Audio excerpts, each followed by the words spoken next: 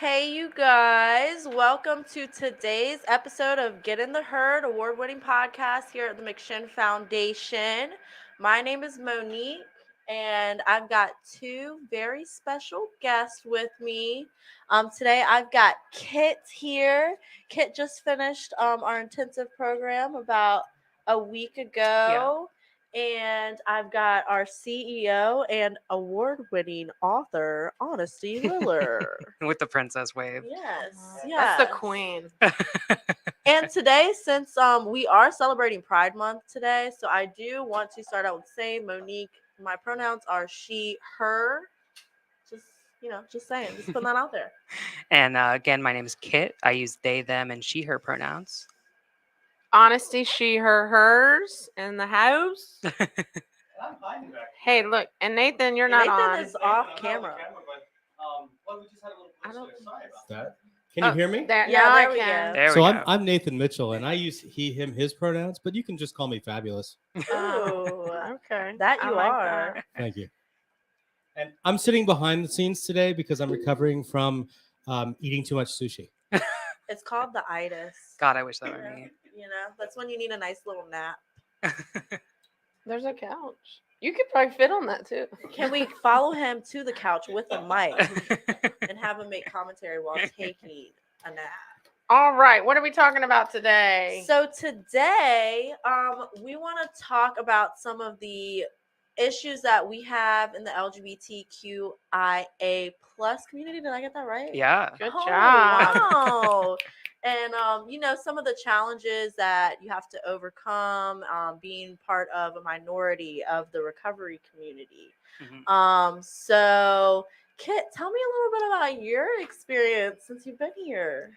Since I've been at McCrimmon or in recovery? Both. Okay, yeah, definitely. So, for those at home who don't know me, I am a transgender person in recovery. And so, again, I use they and she pronouns. And for me, I've had a very, adventureful transition in that I've been transitioning for about 6 years, something like that, 6 or 7 years.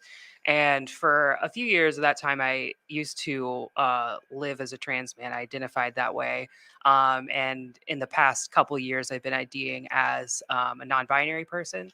So for me, that means that I don't really identify as either a male or a female outright. I just do my own thing. And for me, my presentation is very androgynous. Not all non-binary people look like that, of course, but I like letting the feminine side out more these days than the masculine side. So as far as being in recovery, when I entered in recovery, I was living my life as a man and I was stealth, meaning basically closeted. No one knew that I was trans. They assumed me to be another man.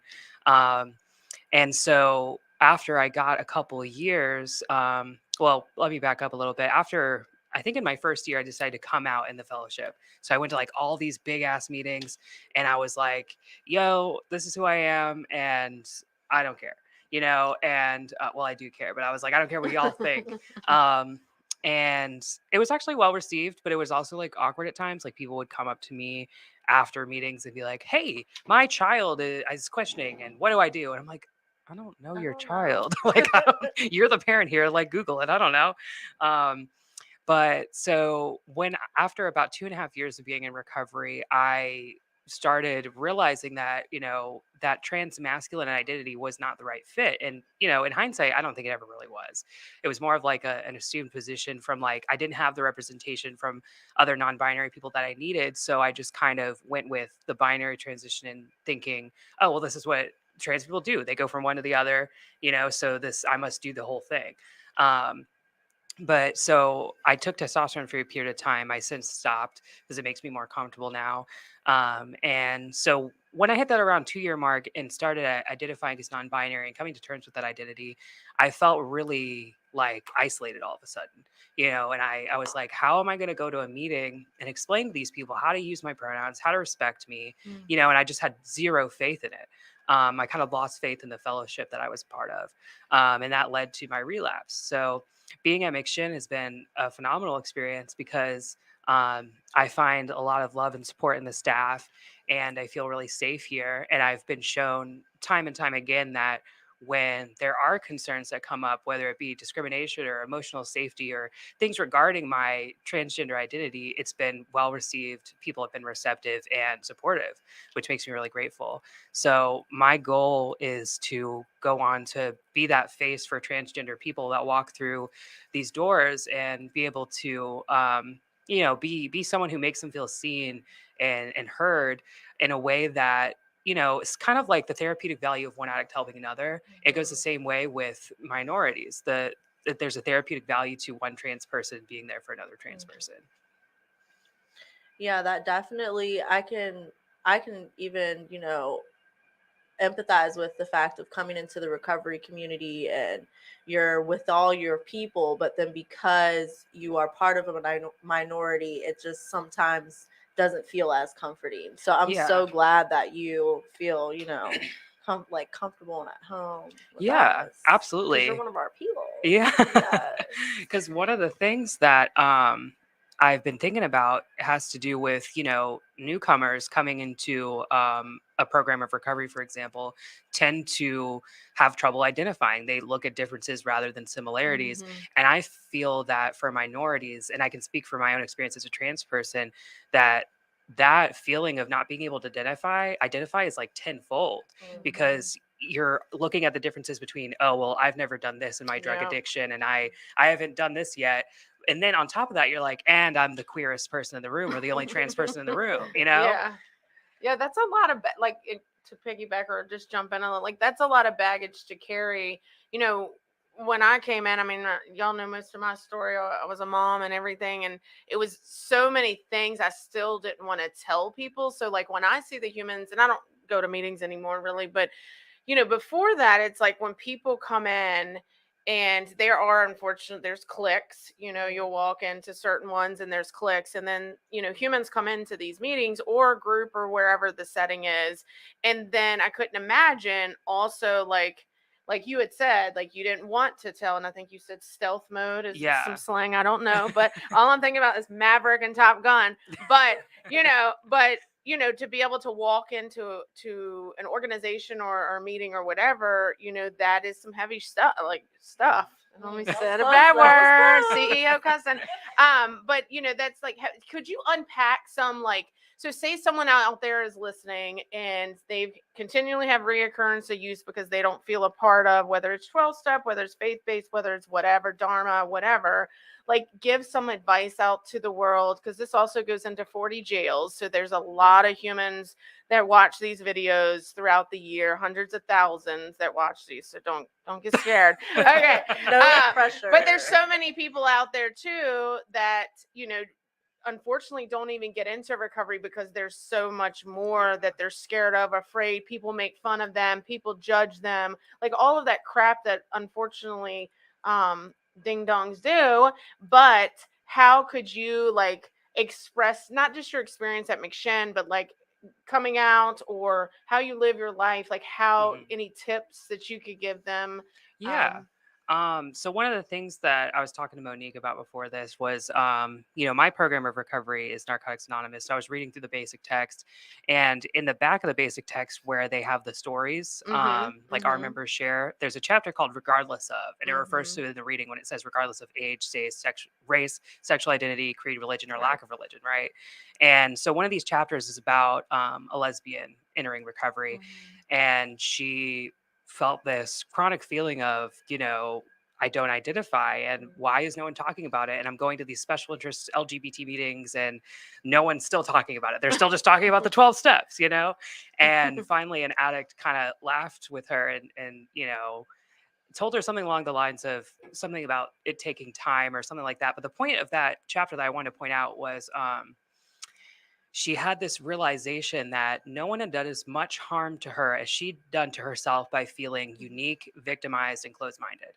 And what I mean by that is when I lived my life as a trans person from the perspective of the world is against me, everyone's going to misgender me, no one respects me, I was a resentful, miserable trans person, and I had this realization that, one of the things I started doing for me was kind of working on practicing being a little more indifferent to pronoun use, meaning like if someone calls me the wrong pronoun, trying not to get like super in my feelings about it, which is a really hard thing to do. Like, I don't want to put this out there like this is what I'm suggesting all trans people do, because it's not for everyone. You deserve to have your pronouns respected. But for me, it was a tool to practice that kind of like compassion towards people, even if they didn't respect me, because it made me open my heart up to loving people that, were still offering me love. They just didn't understand how to respect me. So for people out there who may be in the LGBT community, maybe struggling with drug use, just like any newcomer, the tendency is to look for differences rather than similarities. And so my thing is just try to open your heart. For me, if I like practice love over anything else, if I practice loving someone that I've got a resentment against, it makes that resentment get a lot smaller and a lot easier to deal with. So I try to come at everything with compassion, even for the people that don't realize they're not doing the right thing. I remember sharing at a meeting about this pronoun issue, and an addict shared right after me, talking about like just some really offensive stuff, like well, he, she, it, whatever, it doesn't matter, we're here to recover. And it was like that was kind of a lot of people's responses. Sorry, but God. and I hear people saying so that rude. it should. Yeah. I don't care because this boils my butt. But like I don't know. Sometimes I can't handle my emotions. I try. But I just don't. I hear what you're saying too, and I appreciate that, because there has been incidents where we're trying to still learn. Like you just said stealth mode, all this stuff. I'm like, all right, like I'm just trying to learn even terminology because I want to. Yeah. Not because I have to, it's because I truly, genuinely want to. And it's just unfortunate. You add the negative outlook on addiction, which is still thriving and huge, even though we've been doing this for 18 years. We've been trying to reduce that negative outlook for 18 years here in Richmond. And now it's like all this, just so negative on humans wanting to change. And if that's okay, I know we're receptive and we're cool and everything at McCrimmon, but the reality of it is, a lot of the recovery community still, and I don't even know, I guess they just don't understand, which again, I don't have all the answers, but I'm still learning. But it's still so much, I don't even think the word is childish. It's just, well, I just think of like a lot of old school people in recovery communities can be a little, tendencies to be less open-minded to certain Which is things. crazy, because that's literally one of the 3 spiritual principles that Right. says we have to follow. Yeah. We have to have Indispensable. we have to be open-minded.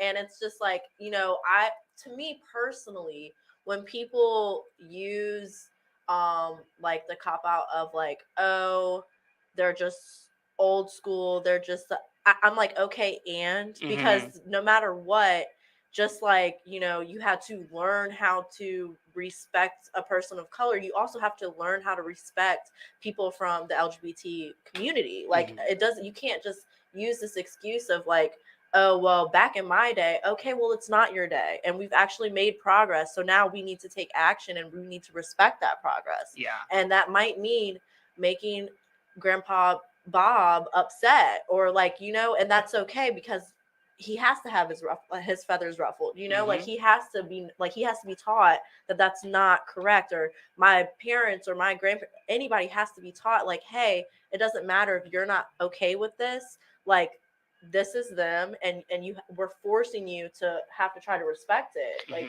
I hear what you're saying, but unfortunately, I don't think that is just a switch you can turn on and off. When you're I always try to use this big word, and I don't even think it's a word, but generationalized, it's really hard sometimes to get people to change their mind. I mean, even just with addiction, with race, with gender. But that's not an excuse. It's not an excuse. I'm not sitting here to defending people. I'm just showing you the reality of like what I've seen in my own network, family here, throughout the years, is like really trying to not just me educate myself, but educate the humans that are around me. Like the word human, for example. So McCrimmon, we use participants back in the day we used clients like 100 years ago. I changed it to participants, and then because of participatory process, it's a whole thing.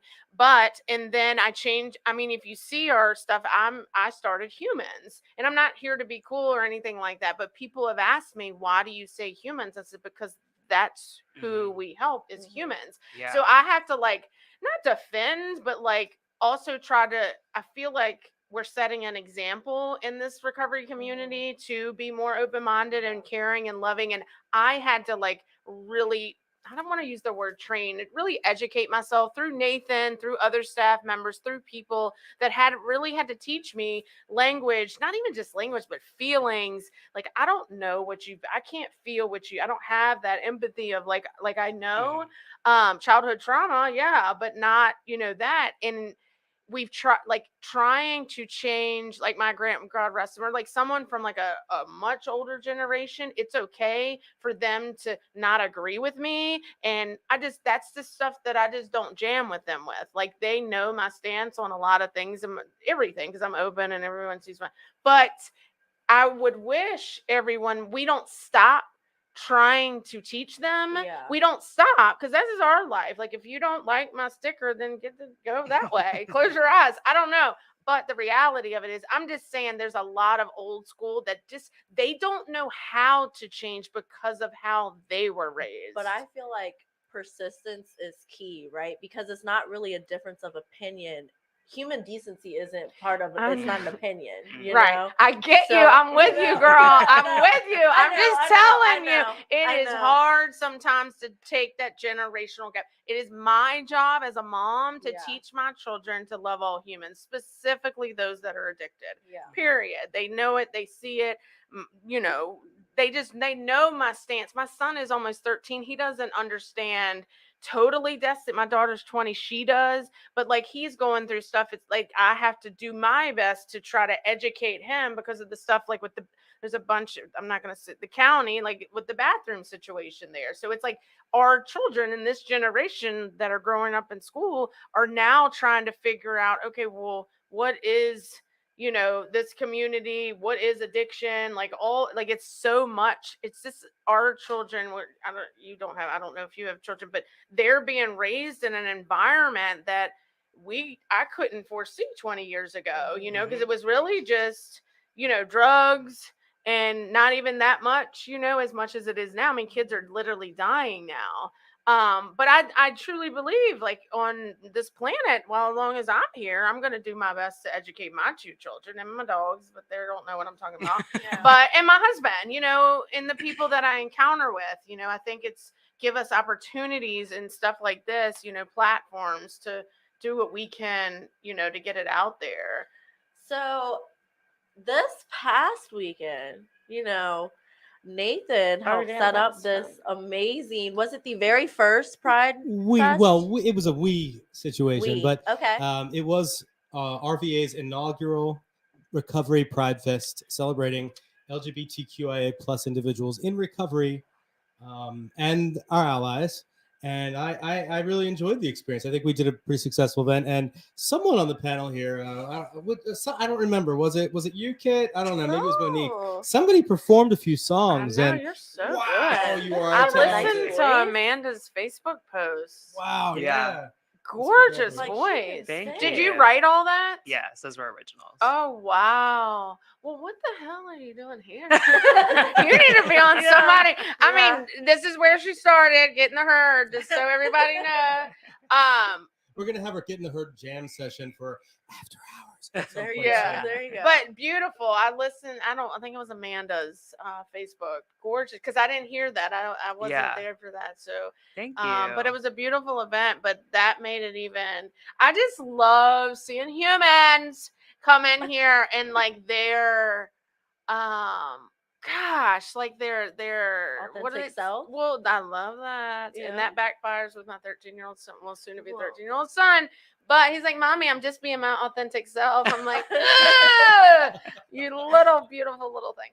But what was I saying? No, the talents. Like we cover up so much stuff. Like who would have thought I'd be a CEO and author? All that. Like I hated myself when I walked in McShin. Like Yeah. hated myself when I walked into McShin.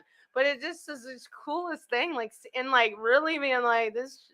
You should be on American She Idol can or play the something. ukulele and everything. Oh wow, I didn't Yeah. see that. Was that? I thought it was a guitar. No, but I you was had playing that a guitar, but I also played the She played the ukulele. ukulele. Yeah. Okay. Yeah. Can I have two questions to ask? Yes. Oh, okay. I'm just kidding. Go ahead. Okay. I'm feeling marginalized over here. Okay. We gotta get a forced situation. I know. Well, let's just say the sushi is really. Oh, give me a break. No, but in all seriousness, so you mentioned stealth, and Mhm. I think I have an understanding by context of what that word means, but could you elaborate on that? And then I have a Yeah. follow up on that. Yeah, absolutely. So, generally speaking, stealth is a word that cisgender passing trans people use to describe the experience of, because they're cisgender passing, they don't have to out themselves constantly. And for those who don't know the word cisgender, that word means identifying with the sex that you were assigned at birth. So, if you were born female, you still identify that way, you would be a cisgender person. And then transgender, obviously, is the opposite of that, someone who doesn't identify that way. So yeah, I think that answers your question, right? No, that does, and so there must be an analog for sort of being able to, and I know I'm going to use the wrong terminology, and I don't know how to use the right terminology, but like someone who can pass as straight, Mhm. which obviously that's a whole ridiculous and giant thing to unpack there, and it has become my experience, as I've gotten older, and maybe I wouldn't say more conservative, just a little more just a little more, I don't know, not as flamboyant as I was. If I'm putting it, I lived in DuPont Circle in the late 90s and early aughties. I was out at every Pride festival shirtless and dancing and raving and like crazy. And, Well, and don't do that here. well, Not that was- today. No, not today, right? But that was my experience, and a lot of alcohol and drugs with that. So Mm. like that for me was important to do a recovery Pride Fest, and it's important that we are doing.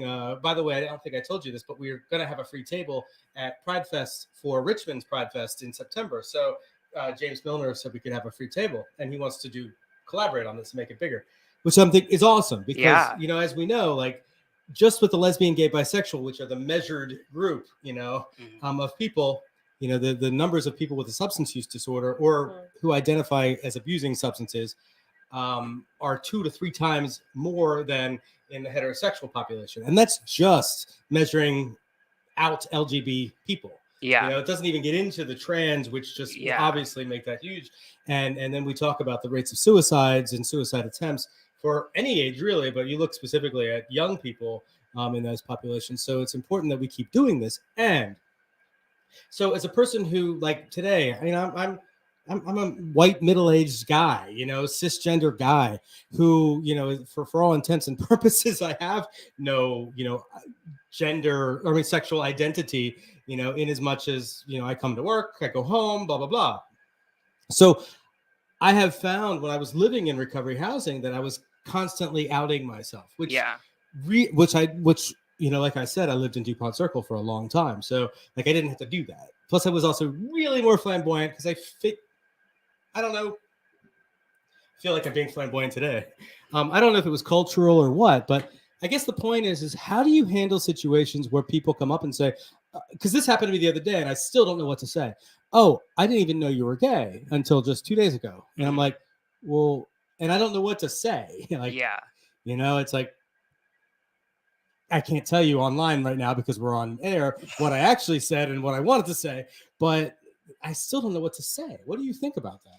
Well, it's funny because when I was living as a cis passing trans man, when people would find out, they'd be like, "Oh my God, you look so good," or Ugh. it would go the other way where it would be like, "Oh, so you're transitioning to be a woman," and I'm like, "Oh, like no, testosterone is a thing."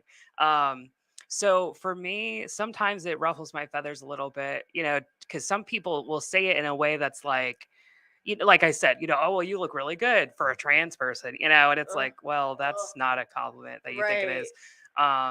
So I try to stay open minded in meeting people where they're at.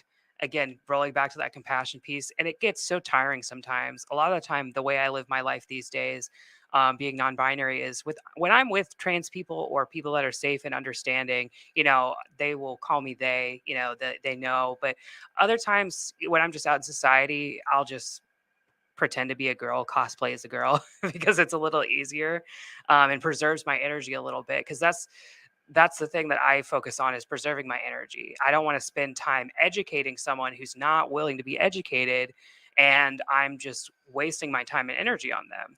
So I think that's kind of my answer to your question is, if I have that energy, I can maybe take a moment to explain to them how to be respectful, or how to educate them in that moment. Um, but yeah, generally speaking, my reaction would just be like, "Yep." Like, what do you what do you want me to say? Keep it moving. Yeah. Right? Yeah.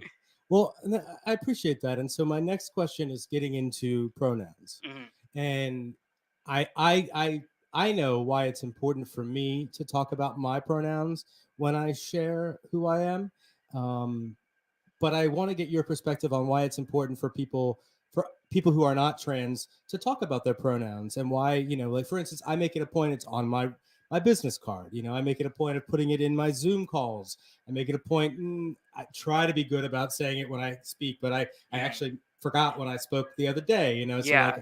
like I'm not completely aware all the time that I do that. But why is it important for people to show their allyship and use pronouns? Yeah. So honestly, the allyship is huge, but it's so much more than that, because if as a trans person who uses pronouns that differ from the way I may present, right? So I use they, their pronouns. No cis person is going to look at me and assume to call me they. They're going to assume he or she. They're going to pick one. And believe it or not, I get both. Like, it's just random at this point. It really is. I'll get ma'amed by someone at the gas station. I'll go to the drive-thru and they'll call me sir. Like, I don't know. But so the reason why it's so important is because in a setting like this, I was just kind of talking about this before we started. I was saying, I'm going to introduce myself with my pronouns. I would love it if we all did that, because I was going to do it regardless, right? And then I would be the only one. And now I'm like the token trans person, or, something like that. And so the reason it's so important for cis people to share their pronouns is because trans people don't have the privilege of not sharing their pronouns. If they want to get respect, they have to speak up about it a lot of times, unless you're a cis passing individual and people do assume your correct pronoun. That's a little different. But that still doesn't mean that they shouldn't be a part of that as well. Like, I think it's so super important, because cis people have the privilege of not ever having to think about that a second in their lives. So do you think, like, safety wise, it makes you feel more included and safer when other people around you are acting as allies and Yeah. identify with their pronouns? Yeah, 'Cause then safety is a really good point, because Yeah. it does influence my safety. Because if I'm in a room, like, and this happens to me a lot, like whenever we do like a group or a meeting where they go around the room and introduce everyone, my first instinct is to be like, Kit, they, them, she, her, but no one else does. So if I was the only one in there doing that, I'm not feeling safe. So I choose to just not. So safety is a huge thing when cis people and allies are doing that. Just making it a normal thing to do when you meet someone or introduce yourself in a setting like that, it makes things so much safer. Yeah, that's something that, like, as a cis woman, like, I never think about, right? Because it's just like, wow, I never really thought about someone else's safety and how I can, act as an ally just by doing like little actions like that, just make everyone feel more comfortable. Yeah. So I like that. I appreciate I that. do it on Zoom. So because I don't know what name will pop up what account I'm on. So I'll do it really quick, and rename my Zoom. Yeah. And it's on my email signature. I didn't even think about my business card, but I could do that. I mean, I think it's also still like a learning, like something, I mean, even here in groups, maybe we can implement something. I think the more at leadership, I feel, and this isn't just, hey, cool me, but more at leadership and staff and people that are doing it, then the participants and the humans out in the nature are going to be like, okay, so it's kind of like picking up what we're putting down. Yeah. Well, that's the other thing is, if you like like if an organization has a website and they have a tab for how they act to include minorities and act to include the LGBT community, suddenly you're attracting a new population and doing things like, if you have a section on your website that lists your team or board members, putting their pronouns in their bios. If I see that, that makes me go, oh, okay, this is an organization that I know I can feel safe with because they're taking the initiative. So hopefully their actions when I get there are going to show Yeah. through that. I like I'm that. just taking notes. Yeah, I know. I was like, I Write it like down, that. too. Well, I that's gotta really- do a whole new, not a whole new website, but I'm doing some website, changes. Yeah. Yeah, but that's a good, at least for our staff for sure. And like I was gonna talk about a little is like how McShin has evolved in this area in multitude of areas. Trust me, when I got here, it was hardcore. Narcotics Anonymous, hardcore. But back then, again, it was 15 years ago. There was really no support groups, Yeah. or anything. It was NA and AA, probably some like Nar-Anon and stuff like that, but it really wasn't. It was just hardcore. So like throughout the years, through our language, participants to humans. I mean, that's just one thing that we had to change. But it was more of like really. I mean, for me, I wanted to surround myself with, now I have a young, beautiful Black woman as my assistant. Like, I want to surround myself with super cool humans that work their butts off, because that has to be on that list. But also learning and, I mean, teaching me, things. So McShin, we were one of the first in this community when we had someone transitioning in our housing. They identified as a male when they came in, and they are transitioning into a female. So they wanted to be moved. Well, they didn't, I guess she identified as a she during living here. So we had to figure all that out because this human identified as a male, and while residing here, they started their transition and identified as a she. Mhm. So I'll be honest, we were like, okay, what do we do? Like, Right. because there was so much you have to unpack in that area, because we don't have just a house. Because I feel like sometimes if you just have a house, for Black, or just have a house, like I want everyone to love one another and be together. And not everyone likes that. And every human that lives in the house might not like that either. But we have always been and strived on the herd. Always, not individualized, just the herd, we're family, whatever. Anyway, so during that process, really John, Jesse, and I, and a lot of me and Jesse, we had to figure out like what to do. And Nathan was here, so we, got his opinions, of course. But I just kind of made the decision. This person identifies as a woman. We talked to all the females in the house, and we moved her into the house. And the outside community was like, talking, but like the women, not one of them called me, and we kind of talked it out, because it is something that they had to like, okay, well, what is this? They didn't know, like, what does this really mean? Yeah. But I felt like McShin, like as that's just what we did. And since then, that's what you identify as. I guess it just depends on, the situation, but for the most part, that's just what we've done, because we had to do something, right, to help this human. But also, to be honest, it was a big education piece for everyone in our community, in at least the McShin community. Right. So since, just saying, like, we've changed and evolved, throughout all these years, and we're kind of like big at like figuring this stuff out as it goes too, in certain cases, in certain scenarios and situations. But we Building don't the have all plane the as we answers. fly it. Right. Well, kind of. I think we've actually, the past probably 5 years, we don't really do, like, I feel like McShin's really gotten very good at what we do, and we don't have to build the plane as we fly, fly it, like you said, because we have such a diverse staff, and we have so many different aspects of life and learning, and we're always forever learning. I just think, just saying, if you're new out there in the recovery space, or you have recovery housing, I mean, I'm happy to do the best I can to help, and, let our policies and stuff like that, because that was like it was a pretty immediate, we had to figure what the hell, like, it was like an overnight, probably within 2 days situation. And I was like, let's go. And we did it. And it worked out. And I don't know where this human is now, but I mean, it worked out for the most part. We didn't have any, as far as I know, any complications or like any, craziness going on. It was fine. Yeah. She identified as a woman. She's a woman, and she was in the female house. So anyway, I'm just saying I don't know what other places do. You may know more, y'all may know more than me, Yeah. but I just know not even just in this category, I guess. There's so many different things that McShin's been hit with that we've had to like come together. Like even me and your conversations, you had concerns, and I'm of course mama bear to everybody.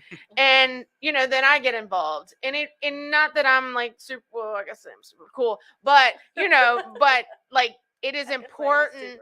It is important for everyone that comes through here to feel safe, and whatever that looks like. 100%. No matter, hands down, anything is the safety piece, because of the world. Honestly, the world that's out there right now. Like, I want to move in with y'all. Like it's insane. crazy. Yeah. But anyway, so that's just one challenge that we had to overcome, and why not? And it was difficult. It was Yeah. difficult because we had people calling us and texting us like, "What the hell are y'all doing?" And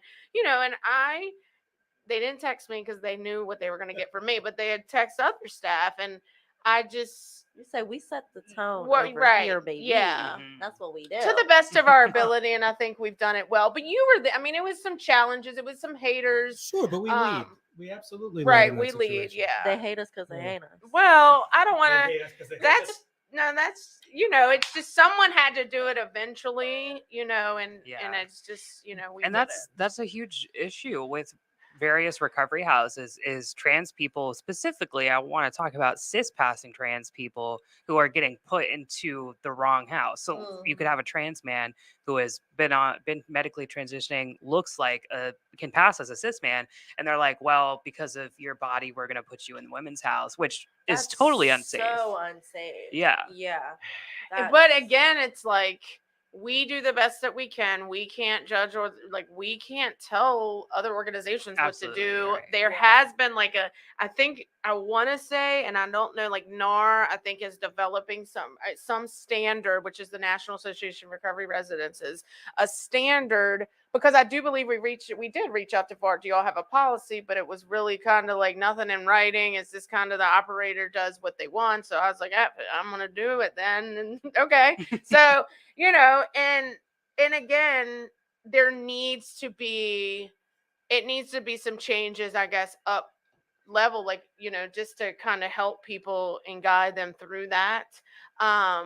And again, it's still that education piece. Like I try to, and I send it to anything that I get, webinars or anything. Hey, y'all should probably jump on this. Like get on this, learn, because I'm still learning. You know what I mean? Well, and I think an important piece is having the representation like within that food chain of like that command chain. Like for me, I know it was really important for me as a Black woman to get my foot in the door, because you can't have a seat at the table if you're not even in the room. Yeah. So I think it's important for people like Kit. I know she is looking to like, be a PRS and be an advocate. I think it's very important to have representation, because then that's how you make changes. Yep. You have to actually have the opportunity And that's the thing, that trans people become the asset for these kinds of matters, because if there's no trans person in the room, I'm using myself as an example. I'm the one who sees all this stuff that I don't share with y'all, because it's just not always something I think is necessary. But I notice these things when I hear things, I see things, and the microaggressions, whatever it may be. And that's why I think that's why I put an emphasis on trans people. Like I remember I was taking a training for this crisis line I was working for, and they were doing an education on LGBT stuff for a period, because we worked with the Trevor Project. And it was just really outdated language. And I was like, look, I'm not trying to intrude, but like, can I maybe give you some updated definitions of these terminologies? Because this is and one of the things she said to me that stuck with me was, oh, well, a gay man wrote it. And I was like, a gay cisgender man wrote about trans people and how they define themselves. And that's the problem. And I suggested that she look for a transgender person to lead that part of the training, because yeah, a gay person or someone else in the LGBT community could be an asset, but I really believe that when it comes to speaking on behalf of trans people, you need that trans voice. Oh, Yeah. totally. Yeah. And Yeah. even just because we don't, I mean, we don't know. Like, I don't Right, know what right. the hell y'all go. Like, I don't know what you go or Yeah. you or Nathan or y'all have to, or me as a female CEO. I mean, that was a whole Mhm. barrier I had to break, you And know? And yeah, we need to be at the table, but we also need to be at the grocery store, at the bus stop, you Yeah. know, everywhere. And I hear what you're saying. Also, you mentioned earlier, like, you're exhausted. I know me and you have had conversations about this, but like, and it just to piggyback, so you can get exhausted, but you're just just beat them, tell them, you know. But sometimes there has to be like a, you know, in between too, because we don't want you to ever stop, right. and we don't want you to ever stop. But sometimes it's okay to drop the mic and just keep moving it forward, Right. you know, for your Yeah. sanity and Yeah. like just as an old timer, like for your mental health and like your resentments and everything. Because sometimes I've just talked to a lot of people throughout my years here, and there's just people, certain humans that just ain't gonna pick up what I'm putting down because I've tried, and I just move it on and just keep leading and keep doing what we do because you know, my time's valuable. And Yeah. like you said, but it's also the mission is still in my mind. And the only thing that I can do, I mean, I can do a multitude of things in the level that I'm in, but is just keep it moving and keep support and showing the love.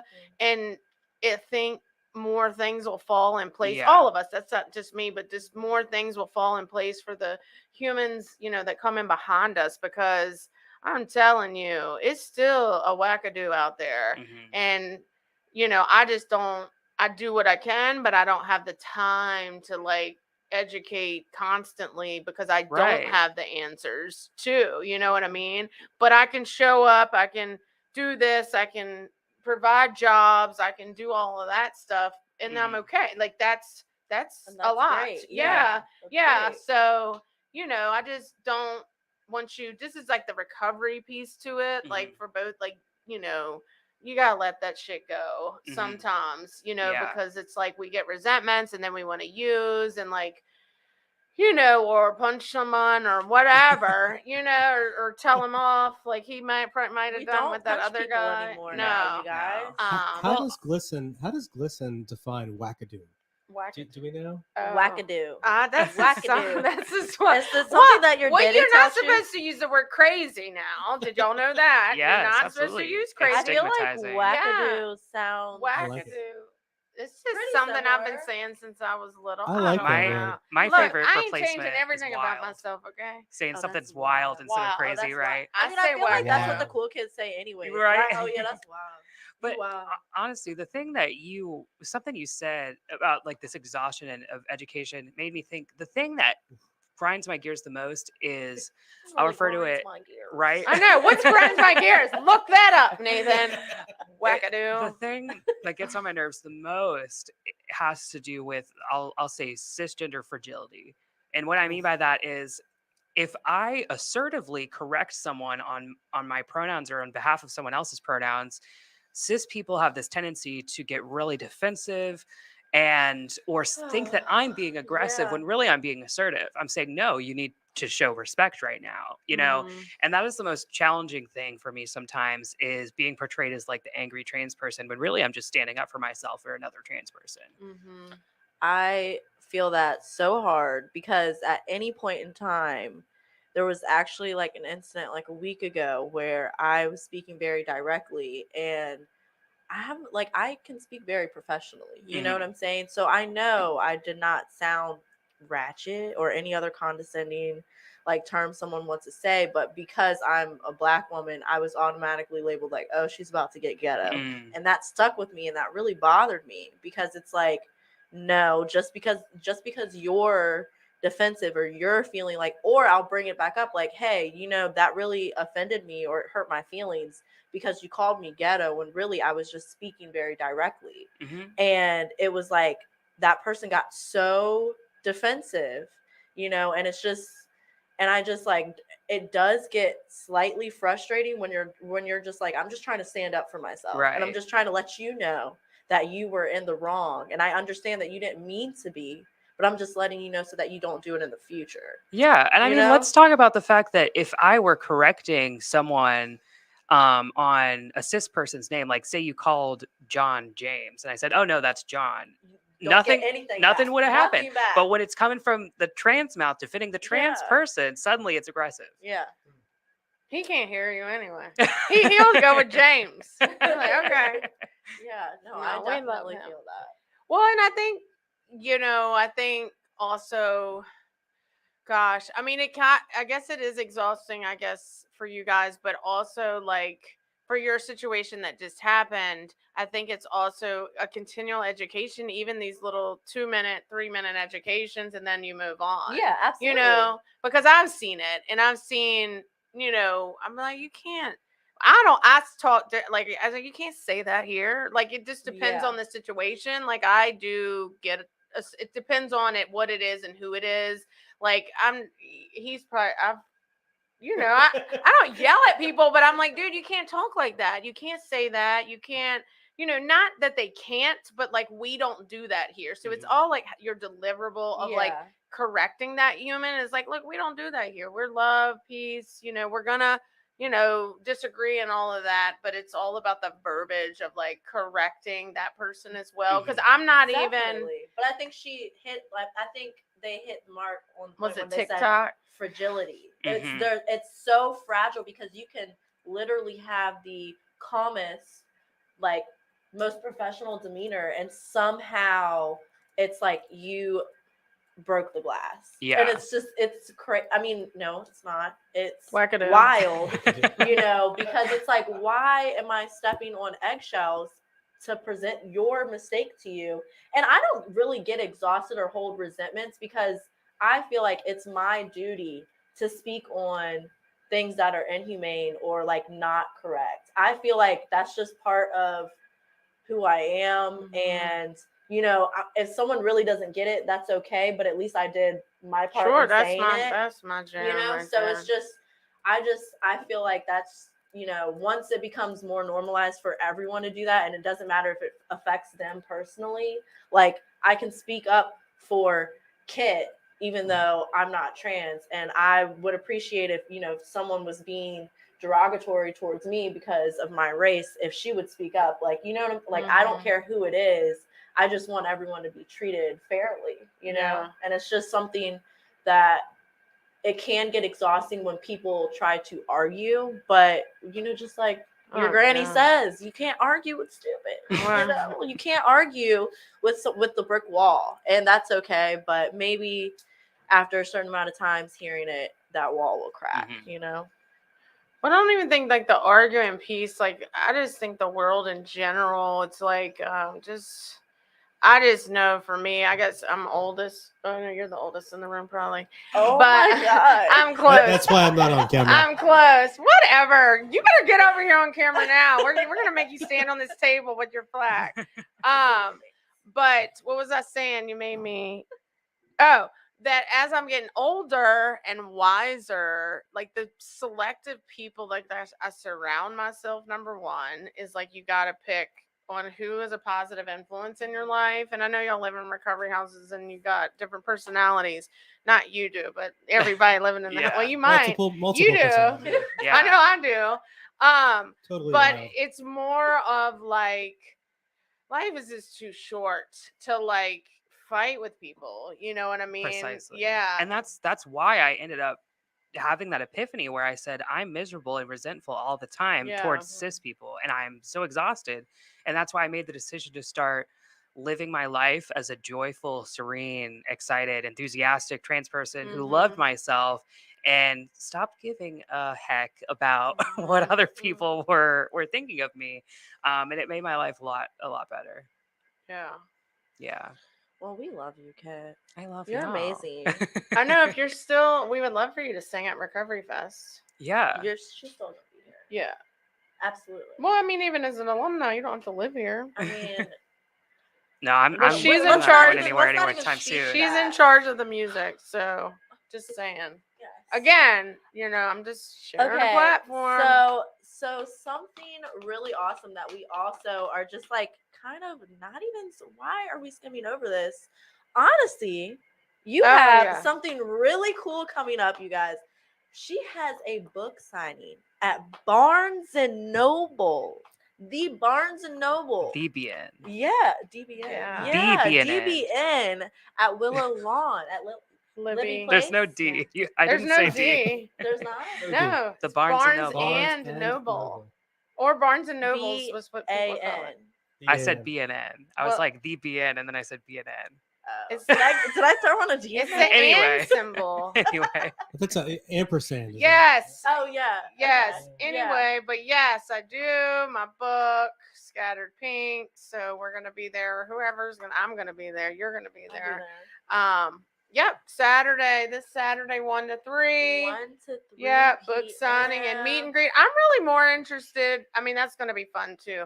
But but like going up to people in the store because I'm Scaring not scaring them, but I hopefully, I teach them a little bit more about recovery and being open minded. are you just gonna walk around the store with your book? Yeah, Be like, I'm gonna Okay. walk around the store. Like, hey, I wrote a book. Yeah.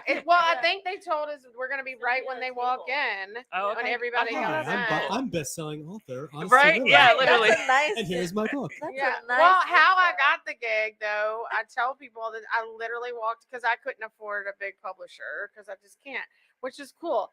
But it's just online. So I walked into that store, Tiffany. Shout out to her. She's amazing. Tiffany. I walked up to her and I'm pretty sure my first sentence was, "Hey, I'm in recovery from a heroin addiction, and I just read this book." I swear, I just read this book.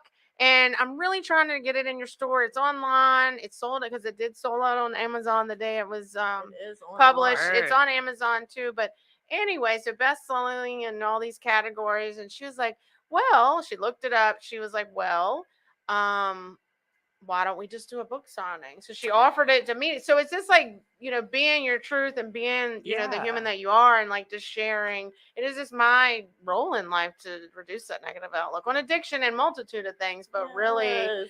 my lived experience is being a female leader that used to shoot heroin. Mhm. So like, that's a big, and I know I get nervous because like, woo me, but it's also like I've been taught through the process of like recovery and like my mentors that aren't in recovery is like, you're not going to sell a book if you don't talk about it, Right. Mhm. So You have to. I know it's just weird, You but have to. but yeah, come hang out. I got some pink giveaways and you can buy my book would be preferable, but they do have thousands of other books that you can buy. at the They have a bookstore. Starbucks in the store, so At you the get DNB. yeah, at The D&D. at the Yeah. DNB. But yeah, Yeah. and then we have Care Talks.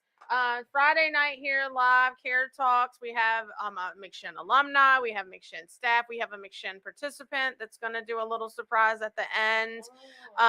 So we got family members of those that are addicted and in recovery. So it's really cool. It's here at McCrimmon, second floor, this Friday night, 6 to 8 p.m. In person. And then live on McCrimmon and Care Talks Facebook pages and YouTube, right? Art. And a big shout out to Art behind the scenes. Art is Art. amazing. Art. And does all of our Killing it. podcasts Killing and it. doing Killing really, it. really good. Killing it. There you go. Killing He's it. so quiet. Put some respect on his name. He did the sound look at my engineering for face. when I did my little few songs at Pride Fest. Oh, Made me really? sound real good. Yeah. No, you If you sound. don't know, now you know. So yeah, so we have little concerts. We have a ton of events. So just follow us on social media. We're revamping our website just a tad, so then not at all. But if you follow, I mean, I guess you're following us, you're watching us on here. Well, unless you're in jail, obviously you're not probably on Facebook. But when you get out, you can come hang out with us. Yeah, So please do. we're excited about life. But don't break out of jail or prison. to Yeah, come hang please out with us. do not do that. That's not what we're saying. Well, we'll take you back in one of our McCars. I don't know or because gas is McVans. high. Actually, yeah, so you're I gonna have don't to know about Uber. that. We're gonna have to I just don't know call about them to all come that. get you. $5 a gallon. No, it's going down slowly. It's like 42. I see this morning. the other day. I know. So something's happening. It's 497. Well, that's another whole podcast for another day. That sounds like a But, miserable uh, podcast. yeah, that sounds Happy hosting. Thank you for terrible. having me. Yeah. And this has Thank been a you great guys. It was conversation. amazing. Oh my gosh, you scared Eddie me. showed up. Thanks. Gang. Sorry, am I allowed to say gang? I don't know. You better look that up I said because you gang. can't say Oh, I guess nothing. so. Well, thank you guys, Only in and Florida, tune you're in allowed to say that. again on Thursday. Yeah, Thursday. Thursday. Thursday, 2 p.m. Peace All right. out. Bye.